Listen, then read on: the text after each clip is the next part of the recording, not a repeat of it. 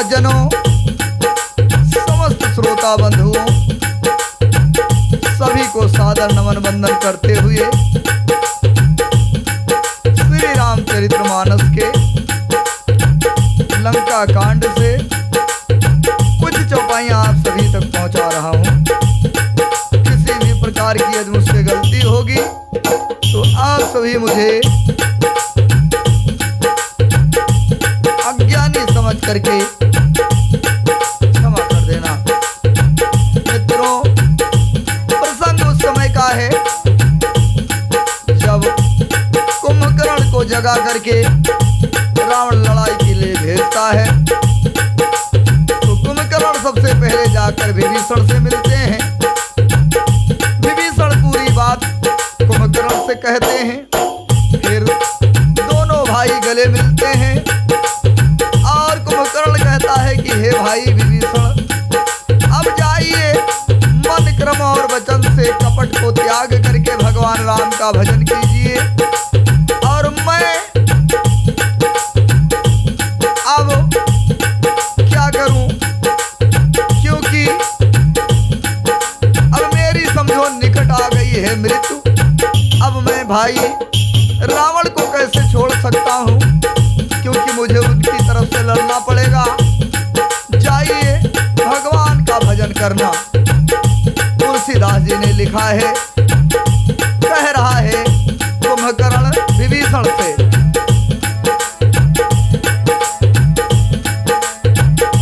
वचन क्रम मन कपट तजी भजहु राम रणधीर। अरे जाहु न निज पर सूझ मोहि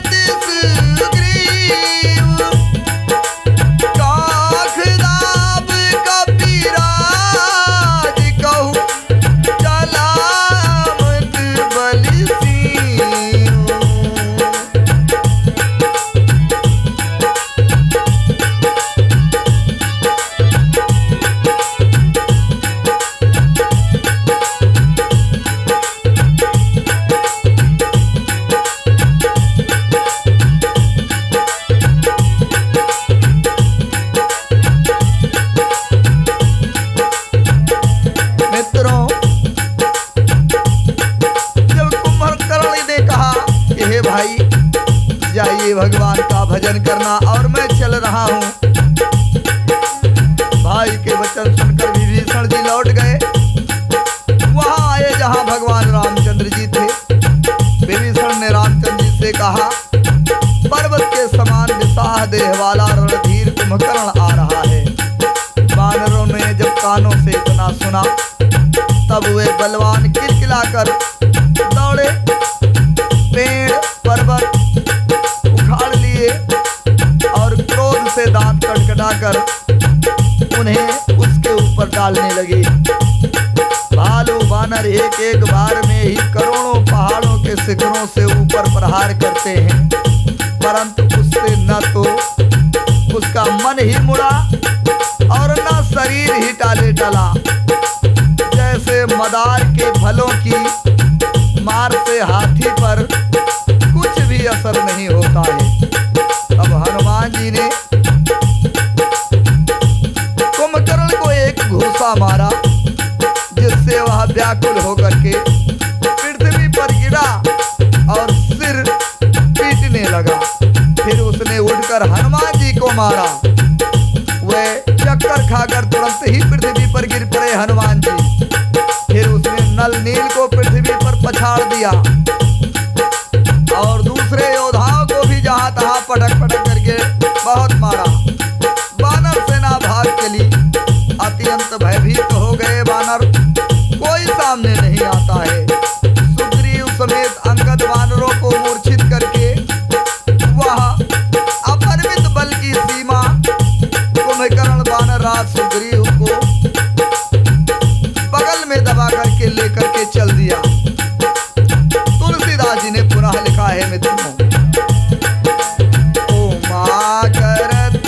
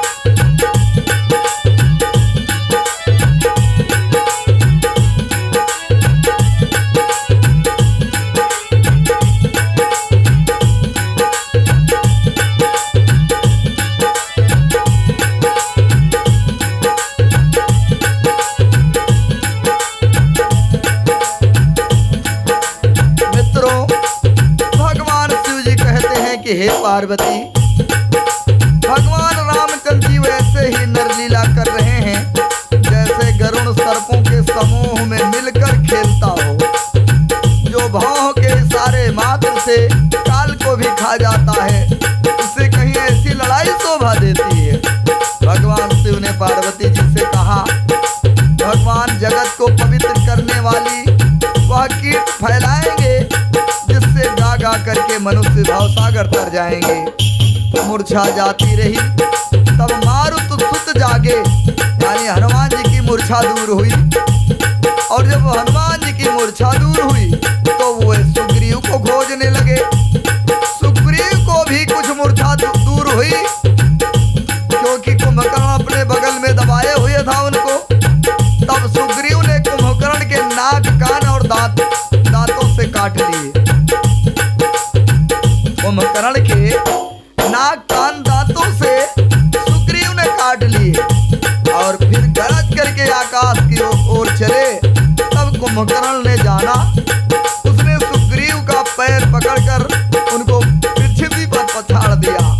फिर सुग्रीव ने बड़ी फुर्ती से उठ करके उसको मारा और तब बलवान सुग्रीव पर भी के पास आए। भगवान राम के पास सुग्रीव जी आए और बोले, कृपा निधान प्रभु की जय हो, जय हो, जय हो।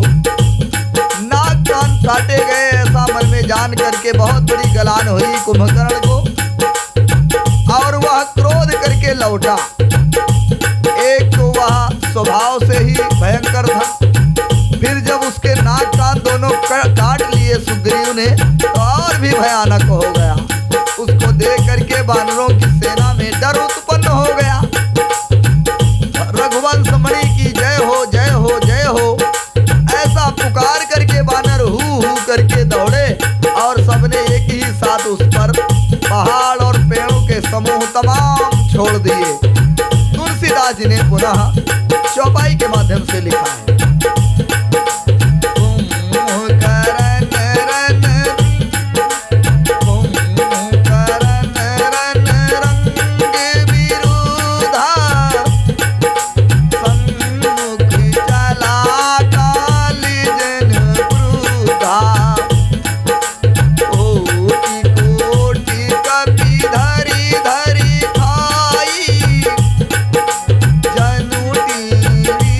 गिरी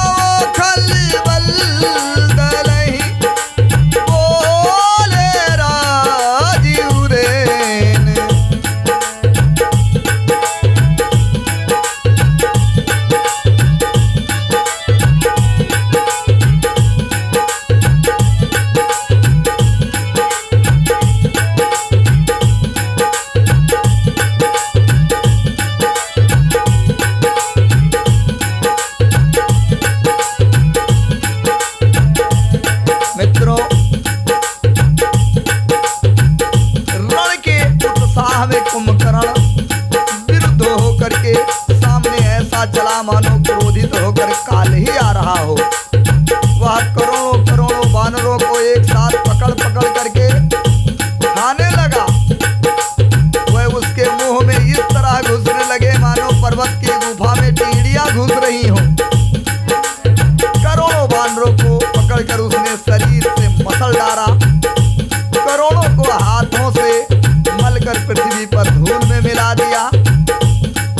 पेट में गए हुए भालू और वानरों के ठट उसके मुख, नाक और कानों की राह से निकल निकल कर भाग रहे हैं। रण के मद में मत राक्षस कुंभकर्ण इस प्रकार गर्वित हुआ मानो विधाता ने उसको सारा विश्व अर्पण कर दिया हो और उसे वहां ग्रास कर जाएगा। सब योद्धा भाग खड़े हुए, वे लौटाए भी नहीं लौटते हैं, आंखों से उन्हें सूझ नहीं पड़ता और पुकारने से सुनते नहीं हैं। कुंभकर्ण ने वानरों की सेना को तितर बितर कर दिया। यह सुनकर राक्षस सेना भी दौड़ी। रामचंद्र जी ने देखा कि अपनी सेना व्याकुल है और शत्रु की नाना प्रकार की सेनाएं आ गई हैं। सज्जनों, पहले तो कुंभकर्ण अकेले ही आया था, लेकिन थोड़ी देर के बाद अब सेना भी आ रही है। तब कमल नयन राम जी बोले कि हे सुग्रीव, हे विभीषण, हे लक्ष्मण, तुम सुनो, सेना को संभालना। मैं इस दुष्ट के बल और सेना को देखता हूँ। भगवान राम कुंभकर्ण की तरफ बढ़े। तुलसीदास जी ने पुनः लिखा है, आप सभी सुने। कर सारंग साज कटी भाथा, आरी दल दलन चले रघुनाथा। प्रथम कीन प्रभु धनुष टंकोरा, और रिपु दल बधिर भयो सुनि घोरा। सति संत छाड़े सरलच्छा, काल सर्प जनु चले सपाच्छा। जहाँ तहाँ चले विपुल नाराजा, कटे लगे कटन भट विकट पिशाचा। कटाहि चरण उर सिर भुज दंडा, और बहुत के वीर होई सतखंडा। घुर में घुरम घायल मही परही, और उठी संभार सुभट पुन लरही। लागत बान जलदि जिम गागही, बहुत की देख कठिन सर भाजही। रुंड प्रचंड मुंड बिनु धावही, धरु धरु मारु मारु धुनि गावही। क्षण महु प्रभु के साय कन्हे, काटे विकट पिशाच। मुनि रघुवीर निसंग महु, प्रभु से सब नाराज।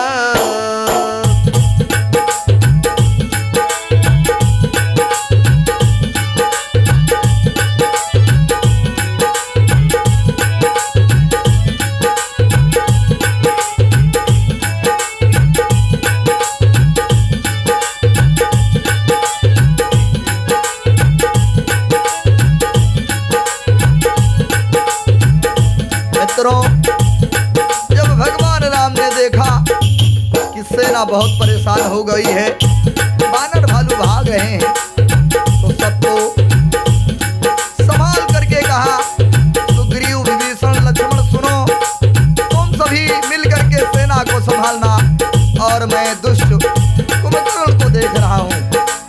हाथों में सारंग धनुष, कमर में तरकस साज कर रामचंद्र जी सेना को दलन करने के लिए चले। प्रभु राम ने पहले तो धनुष का टंकार किया, जिसकी आवाज सुनते ही शत्रु दल बहरा हो गया। फिर सत्य प्रतिज्ञा राम जी ने 1 लाख बाण छोड़े, 1 लाख बाण छोड़े। वे ऐसे चले मानो पंख वाले काल सर्प चले हों। जहां तहां बहुत से बाण चले, जिनसे भयंकर राक्षस योद्धा कटने लगे। उनके चरण, छाती, सिर, भुजदंड कट रहे हैं। बहुत से वीरों के 100-100 टुकड़े हो गए हैं। घायल चक्कर खा खा करके पृथ्वी पर गिर पड़े। उत्तम योद्धा फिर संभल करके उठते हैं और लड़ते हैं। बाण लगते ही वे मेघ की तरह गरजते हैं। बहुत से तो कठिन बाण को देख करके भाग ही जाते हैं। बिना मुंड के प्रचंड रुंड दौड़ रहे हैं। पकड़ो पकड़ो, मारो मारो का शब्द करते हुए गा रहे हैं, चिल्ला रहे हैं। प्रभु के बाणों ने क्षण मात्र में भयानक राक्षसों को काट करके रख दिया। फिर वे सब बाण लौट करके रामचंद्र जी के तरकस में आ गए। सज्जनों, तुलसीदास जी ने पुनः लिखा है,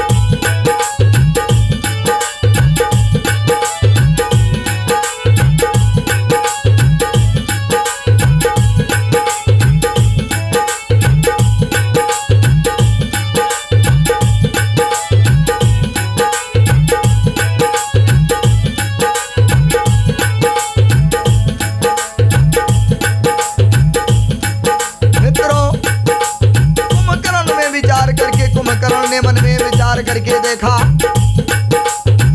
कि राम जी क्षण मात्र में राक्षसी सेना का संहार कर दिए। तब वह महाबली वीर अत्यंत क्रोधित हुआ, बहुत गंभीर गर्जना की कुंभकर्ण ने।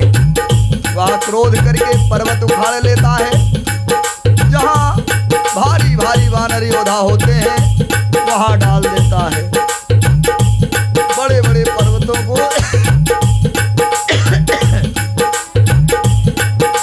आते देख करके प्रभु रामचंद्र जी ने उनको बाणों से काट काट करके धूल के समान चूर चूर कर डाला। फिर रामचंद्र जी ने क्रोध करके धनुष को तान करके बहुत से अत्यंत भयानक बाण छोड़े। वह बाण कुंभकर्ण के शरीर में घुसकर पीछे से इस प्रकार निकल जाते हैं कि उनका पता नहीं चलता, जैसे बिजलियां बादल में समा जाती हैं। उसके काले शरीर से खून बहता हुआ ऐसे शोभा देता है मानो काजल के पर्वत से गेरू के बनाले बह रहे हों। उसे व्याकुल देख करके रीछ बानर दौड़े। वे ज्यों ही निकट आए त्यों ही कुंभकर्ण हंसा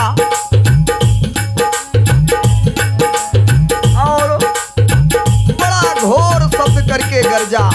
कुंभकर्ण तथा करोड़ों करोड़ों वानरों को पकड़ करके वहां हाथी की तरह उन्हें पृथ्वी पर पटकने लगा और रावण की दुहाई देने लगा।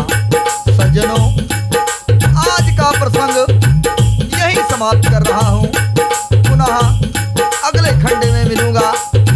सज्जनों, यह कार्यक्रम आप तक अर्जुन सिंह लोधी राजपूत चैनल कैसरगंज बहराइच के माध्यम से पहुंच रहा है। आप सभी अर्जुन सिंह लोधी राजपूत चैनल को सब्सक्राइब कीजिए। नातेदार, रिश्तेदार, भाई, पटीदार, दोस्त और गद्दार सभी को सब्सक्राइब करवाइए।